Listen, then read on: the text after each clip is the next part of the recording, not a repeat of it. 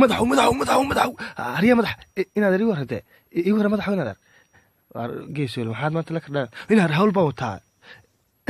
dee shaxaadkaagii yaraa waar inaad basho waa bilow iimaanka ilaahay kaa qaadi midaa midh ba laysoo diray maxaad shaxaadaa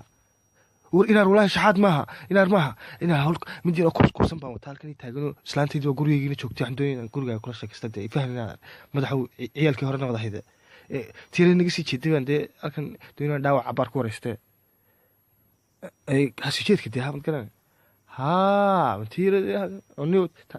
taanaaba jeclaaye yeelkadeeda balaxno waad ii dhiibaysaayo waad bal iska waxaad waan kuu dhiibaya 100 eraan kuu dhiibaya weliba ho inaad halkanna way taagan tahay adigu daad raac iskabee markays weliba xanuunana noo doon inaad halkan bay taagan tahay war waa caadiye walla garaashaxari baad noqotay geesolow waatane wey nacnacina waatan dee madaxow isbarta ii warraynaada madaxow waar waa caadi orda haddaad doonto tareenla dhex cararo haddaad doonto buri madaxa kala dhex orda dee waa caadi anigu dabadda ma isku sugayaaye haddaad doontona wakti daayacana ima yaardee ariyaa geeso